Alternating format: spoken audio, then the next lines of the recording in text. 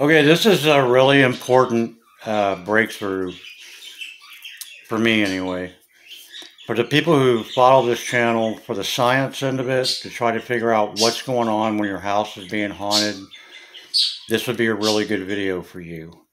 To everybody else who wants the blood and guts and the growls and, the devils and all the fantastical stuff, maybe I'll have some more of that for you later, but it's not going to be in this video. This is strictly for people who have questions that they want answered, like I do. I've probably made about 2,000 EVP recordings in the last year and a half. I've listened to every single second of every one of them.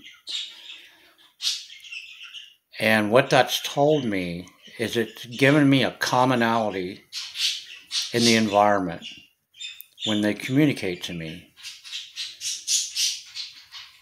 I really believe that in order for a weak spirit to communicate, they have to have a vessel for that communication.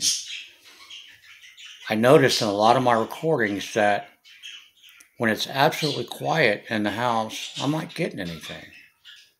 But then when there's some noise, outside noise in the environment, me walking, footsteps, an air conditioner on, running water, those things are, to them, it's like a raft upon the water.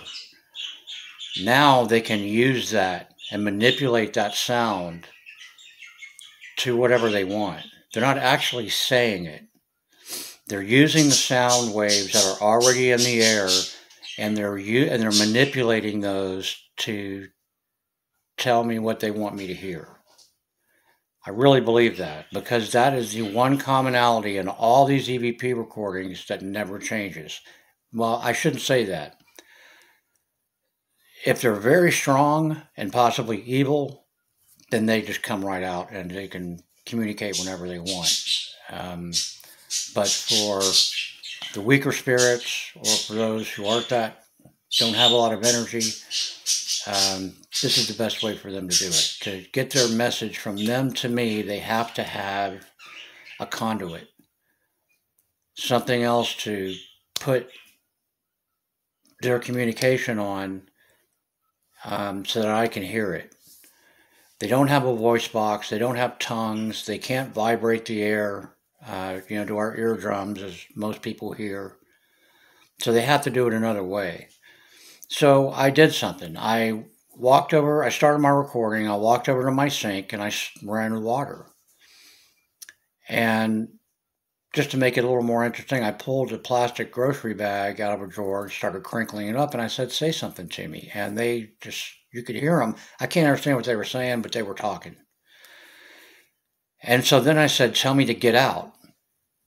And they said, "Get out." And then, of course, when I stop all that, the communication stops.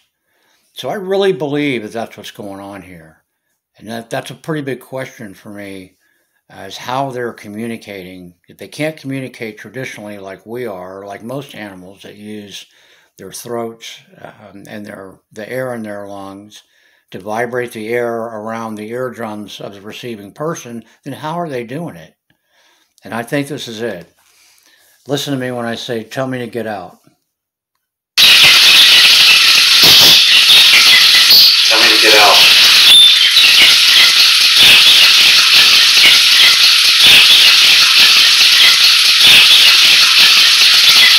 Tell me to get out.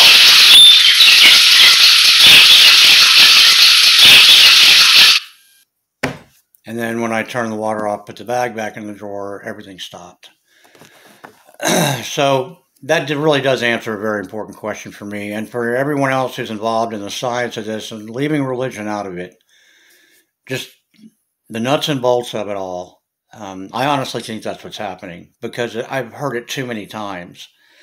Now, when I'm standing somewhere and it's completely quiet and I get growled at, or I get the growling voice, I think that is a mean spirit with a lot of energy.